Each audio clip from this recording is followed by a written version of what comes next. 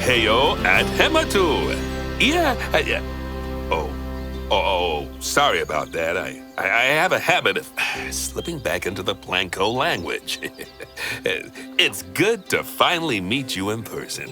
I'm Bernard, although I insist you call me Bernie.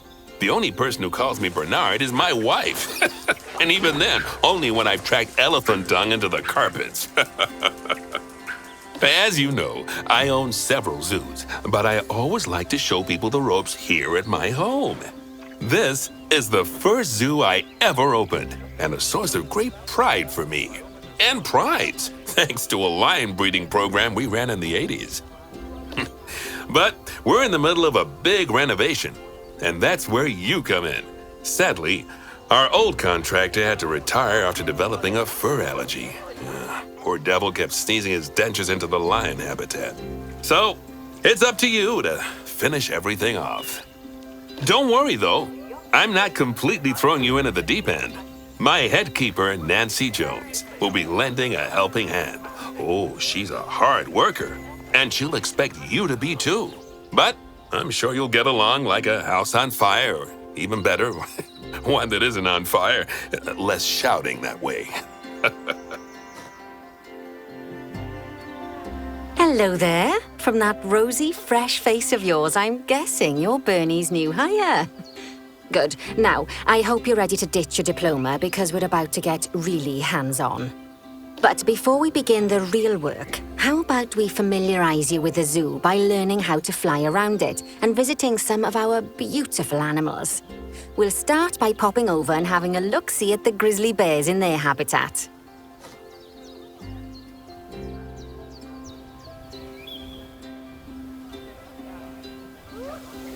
Did you know that grizzly bears, also known as Ursus arctos horribilis, can hibernate for up to 7 months a year? But then again, given the chance, I think a lot of people would do that too. Select one of the bears and you'll bring up its information panel. This is where you can find out all kinds of information about your animal. The most important thing being its overall welfare. You'll learn more about animal welfare today as we go through your objectives. But for now, let's enjoy this magnificent animal. Why don't you select the camera from inside its information panel?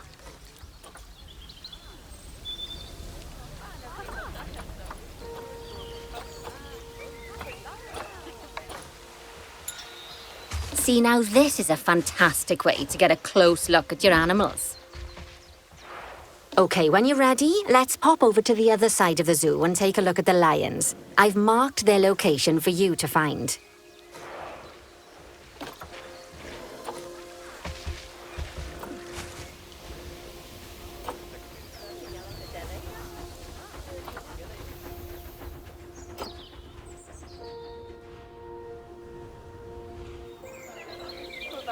Panthera leo leo, or the West African lion to you and me. Lions are the most social of the big cats, and there can be as many as 40 lions in a pride, although prides of that size are pretty rare. As Bernie would say, those lions are awesome, which is precisely why I handle the training instead these days. Anyway, how about we get started on those objectives? Come on, let's head over to an empty habitat and see what needs doing there.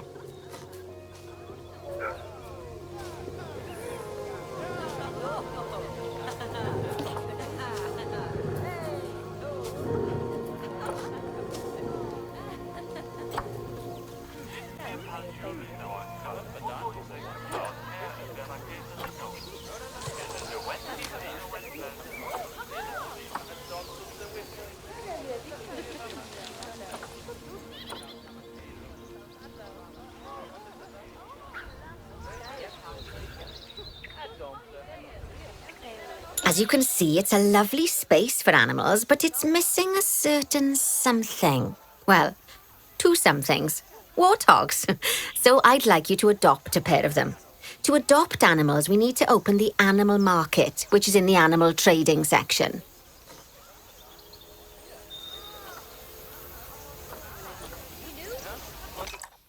There we are. A pair of perfectly splendid warthogs for our zoo.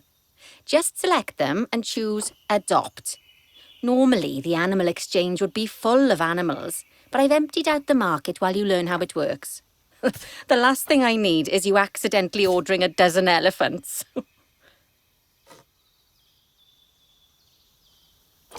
When you adopt an animal, it's automatically placed in the trade centre where they're held until you're ready to move them into their habitat, which, as it happens, you are. So how about you move them into their new home?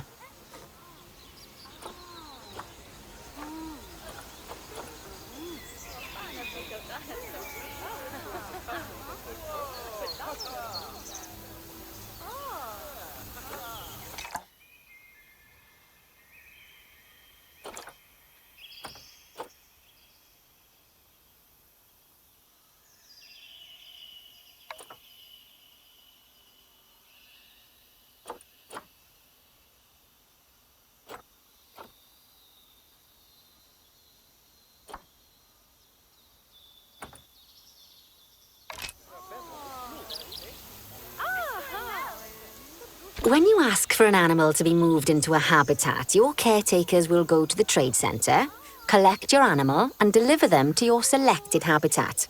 I've marked the trade centre's location, so let's go and watch the caretakers in action.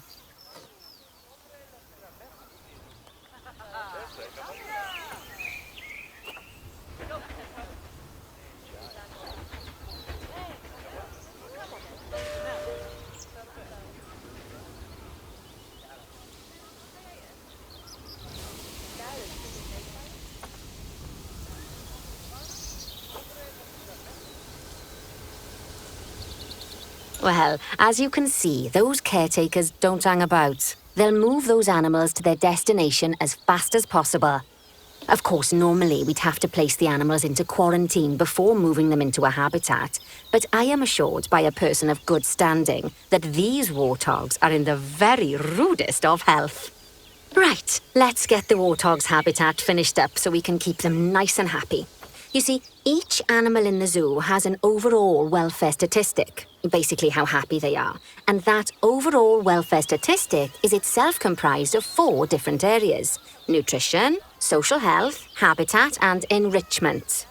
Luckily, if you select an animal, you'll bring up their animal welfare information panel, which we saw earlier, where you can see how they're doing. That way, you'll know exactly what areas need to be addressed. Don't worry if that's a lot to remember. You can always check the Zoopedia for more information. Let's start by making sure we're taking care of the warthog's nutrition welfare. To do this, we'll need to place a food station and a drinking station. Now, each animal requires a different type of feeding station. And for the warthogs, it's a small feeding trough. So let's add one of those and a water bowl.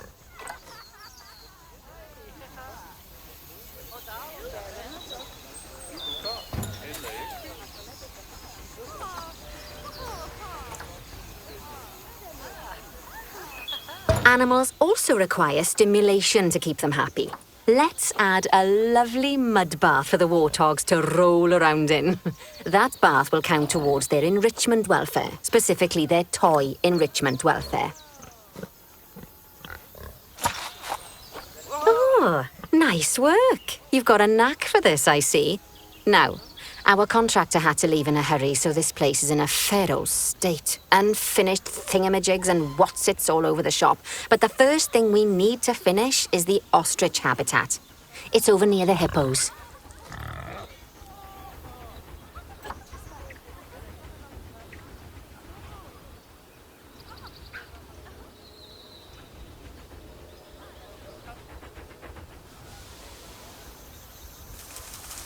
Oh, before we actually start building our ostrich habitat, let's pause time for a moment.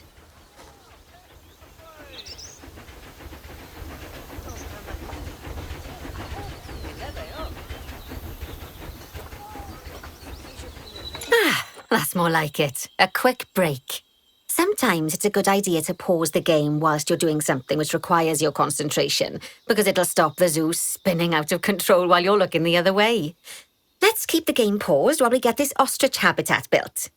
Okay, Job number 1 here is to add a habitat gate before we complete the barrier. Every habitat needs a habitat gate. After all, how else would the keepers get in and out? Just make sure it's hooked up to the path so the keepers can reach it.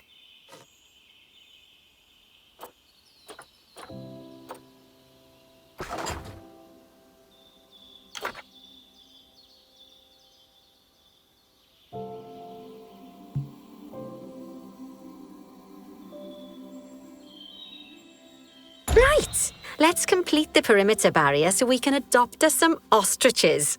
I've marked out an area for you to use, so I'd like you to finish off the perimeter using the brick barrier.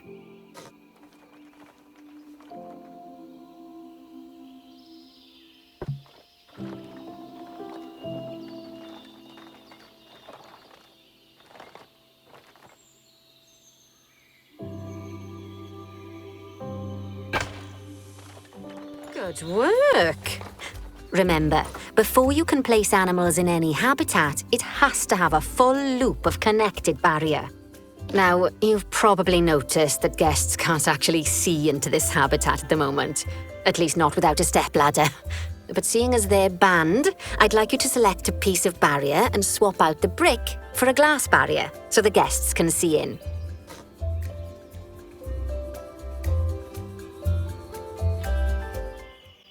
There we go. Adding in more windows gives guests even more opportunities to see the animals in a habitat. It's always best to make sure the guests can get a good view into a habitat from the path they're walking on, because it makes them happy, and because this would be a pretty terrible zoo if they couldn't. The last thing we need to do is to add a donation box. You see, when guests enjoy the view of an animal, they'll make a donation. Just make sure you put them in easy-to-reach places, like near a viewing point. Donation boxes are one of the main sources of income for the zoo, so make sure you remember them.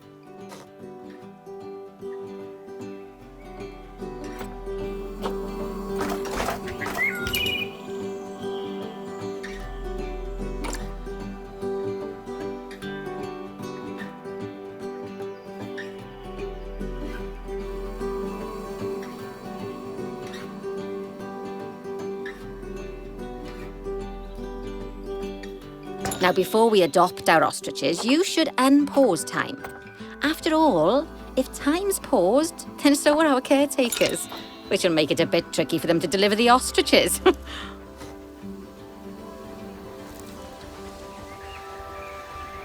Oh, by the way, as well as pausing time, you can also speed it up. It'll run everything at 2 times and 5 times faster. It can be useful, especially if you're waiting for money to accumulate or for animals to be delivered to your habitat. Personally, I use it when I'm waiting for a brew to finish. All right, you've finished the habitat, so it's high time we adopted those ostriches, don't you think? Let's get 4 of them in here.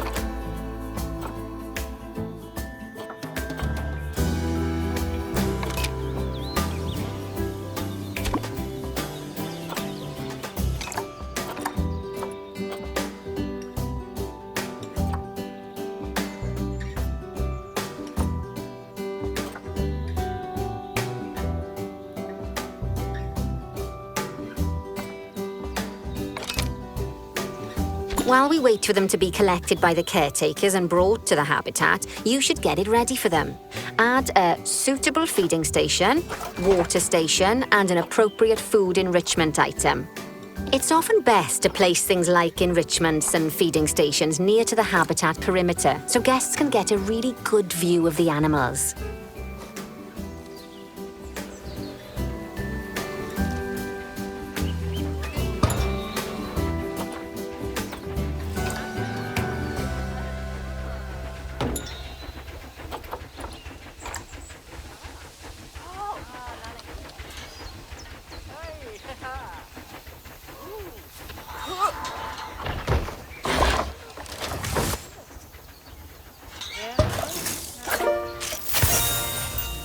Oh, good to see the ostriches have somewhere they can really stretch their legs. Did you know they can actually run at 43 miles per hour? Oh, heaven forbid they ever escape. The speed camera fines alone would bankrupt us.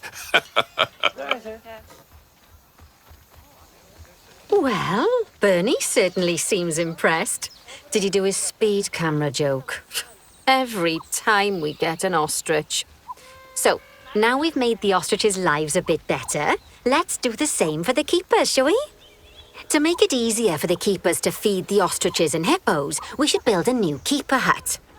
Keeper huts are where the keepers prepare the food for animals, so they should be placed near to the habitats to make sure the keepers don't waste their time walking when they should be looking after the animals.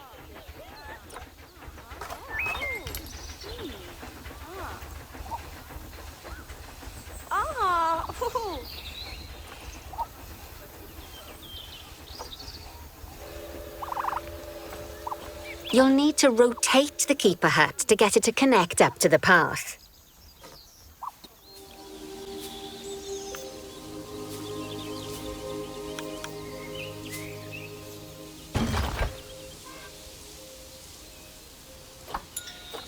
This keeper hut only has space for one keeper, but the larger keeper hut can allow multiple keepers to prepare food at the same time. Oh, but bear in mind that keeper huts and other staff facilities shouldn't be placed near to areas where there are lots of guests.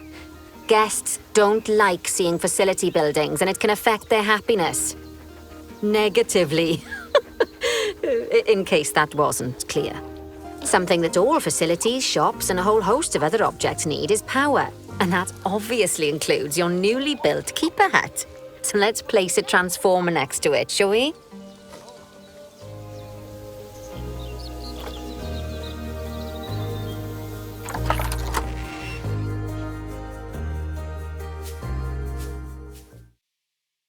Lovely work. Now the keepers can start using the hut to prepare food, and thanks to where you've put it, they won't need to walk very far to deliver it to the ostriches and hippos.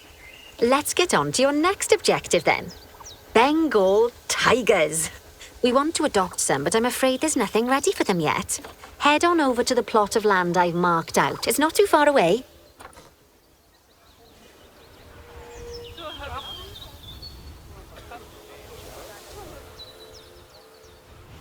Righty, your next job is to build a habitat from scratch. And concrete and glass, I expect. So go ahead and build it. Just make sure that the habitat includes that big hole we've dug. Oh, and don't forget to add a habitat gate to the barrier. Oh, and make sure the guests will be able to see the tigers.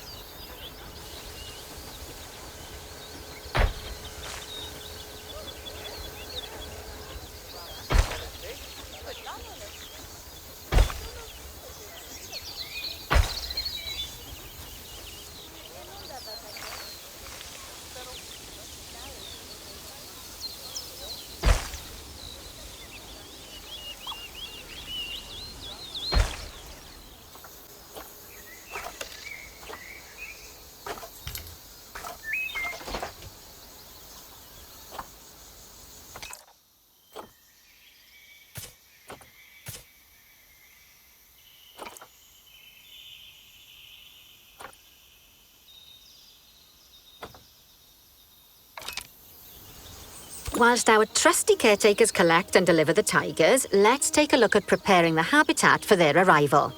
We'll start with the basics. Add a suitable feeding station for them.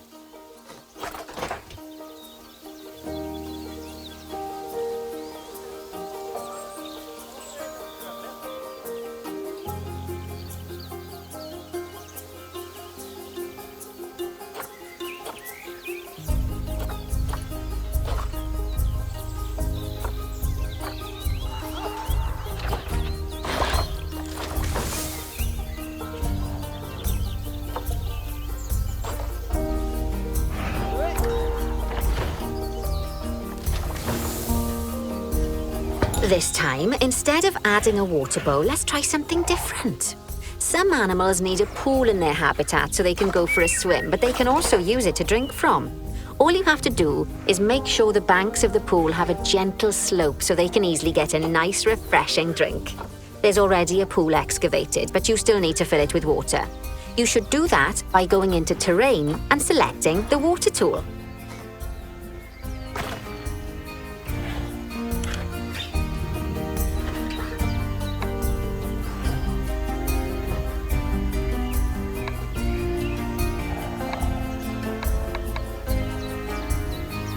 Yes, that'll do nicely. Of course, just like the warthogs and ostriches, these tigers will also need some enrichment. Why don't you add some suitable toy and food enrichment items into their habitat?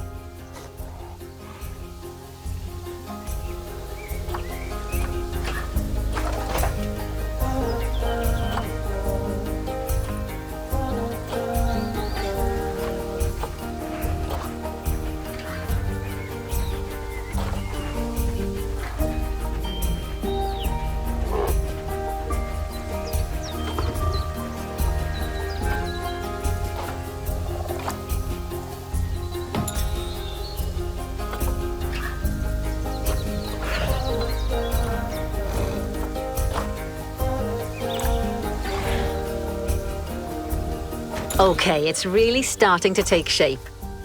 Now, the tigers will need a shelter in their habitat so they can hide from the guests, or more likely, the bad weather. Although, given that we're in England, you might want to think of that just as normal weather. Go on, add a shelter to their habitat.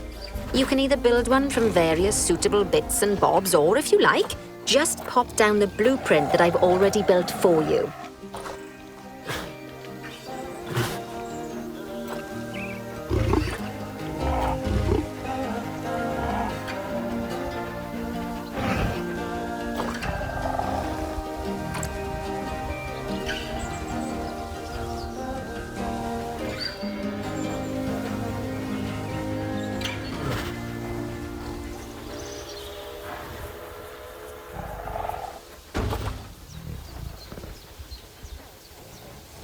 Oh, poor Dabs.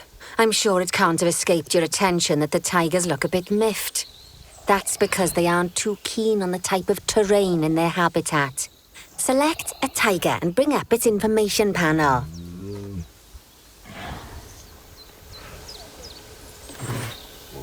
Rightio. Head over to the Terrain tab. That way you can view the terrain information and see how they feel about different types of terrain. That'll tell you what the tigers need more of or less of in this habitat.